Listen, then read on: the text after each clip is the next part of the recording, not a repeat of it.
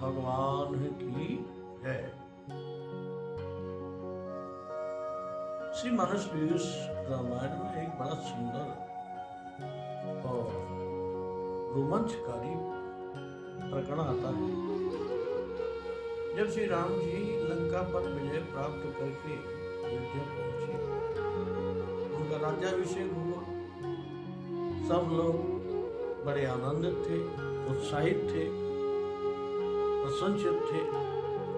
उस समय व्यतीत हुआ वह एक महात्मा यति नाम के श्री राम जी के दरबार में पहुंचते हैं और श्री राम जी को कहा कि प्रभु, उत्तर की दिशा में हिमालय की गुफाओं में एक भयंकर राक्षस कालमूर्ति नाम से जागृत हो रहा है और वो इतना शक्तिशाली है कि पूरी सृष्टि का विनाश करने में समर्थ है। अगर अतिशीघ्र उसका वध नहीं हुआ तो फिर संसार में प्रलय। श्री राम जी ने सुना, बिना देर किए हुए तुरंत हनुमान जी को बुलाया और कहा, हे हनुमान, जो महात्मा जी कह रहे हैं उस उत्तर दिशा में जाइए और हिमालय की गुफा में जो कालभंत का नाम का राक्षस है उसका वध कीजिए। श्री राम जी की आज्ञा को शिरोधार्य करके हनुमान जी दंडवत प्रणाम करके उत्तर दिशा की ओर चले। हिमालय की गुफा के नजदीक पहुंचते हैं तो वहां एक महात्मा मिलते हैं, वृद्ध महात्मा। वृद्ध महात्मा से हनुमान जी ने कुछ चर्चा की उस कालमंत्र के बारे में। तो उस महात्मा ने कहा कि हाँ, यहाँ से थोड़ी दूर आने पर एक 7 दरवाजे हैं और उनको 6 दरवाजे पार करेंगे तो वो कालमंत्र नाम का राक्षस 7वें दरवाजे खोलने के बाद मिलेगा और वो दरवाजे बल से नहीं खोलेंगे। अगर कोई ताकत का प्रयोग करे, शक्ति का प्रयोग करे तो शक्ति से वो दरवाजे नहीं खोल पाते। उन दरवाजों को खोलने के लिए बुद्धि, विवेक, ज्ञान की आवश्यकता है, भक्ति की आवश्यकता है, सहनशीलता की आवश्यकता है, शीलता की आवश्यकता है, क्षमा की आवश्यकता है, सद्गुणों की आवश्यकता है। आप जाइए और इस सब का प्रयोग कीजिए तो वो दरवाजा आप खोल सकते हैं और आप अपने लक्ष्य में सफल हो सकते। हनुमान जी ने उस महात्मा को दंडवत प्रणाम किया और आगे बढ़े तो उन्हें एक पहला दरवाजा मिला जिस पर दरवाजे पर एक शीशा था। शीशा में जो ही हनुमान जी ने झांककर देखा तो उनका वो मानवीय रूप में दिखाई नहीं दिया, उसमें मानवीय रूप दिखाई दिया। मानवीय रूप को देख करके हनुमान जी बड़े आश्चर्यचकित हुए। इतने में वो शीशा से आवाज आती है कि आप कौन हैं? तब हनुमान जी ने कहा कि मैं श्री राम जी का दूत भगवान हूं। इतना सुनते ही वो दरवाजा खुल जाता है। जब वो दूसरे दरवाजे पर पहुंचते हैं तो 3 सिर वाली नागिन वहां बैठी।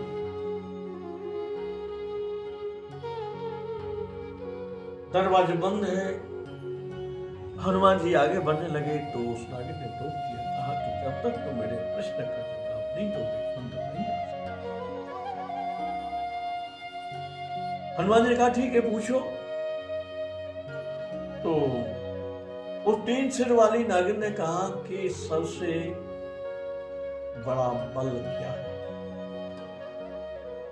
हनुमान जी ने कहा मन को स्थिर कर, संकट में मन को दृढ़ कर, स्थिर कर, ये सबसे बड़ा।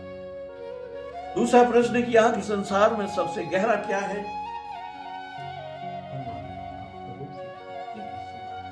संसार में दूसरा कुछ गहरा अथाह। तीसरा प्रश्न किया कि इस जगत में सबसे तेज क्या है?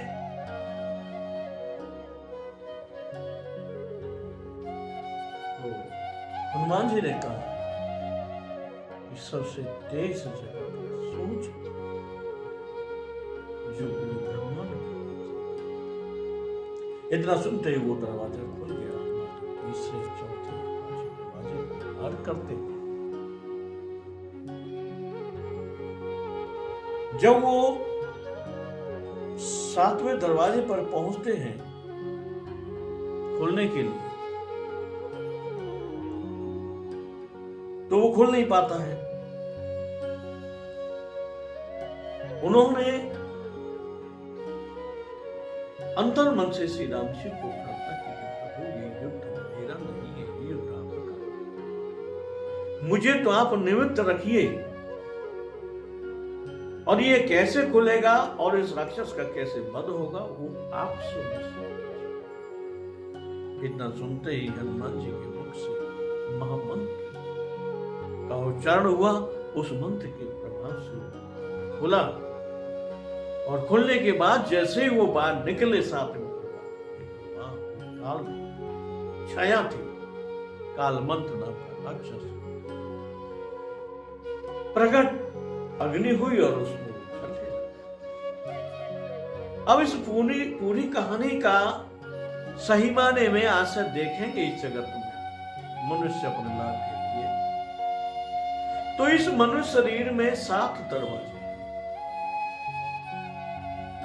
और 7 दरवाजे जो कोई खोल लेता है वही इस संसार में माया रूपी जो काल मंत्र है उसका वध करने में समर्थ होता है, अर्थात वही आवागमन से छूट सकता है।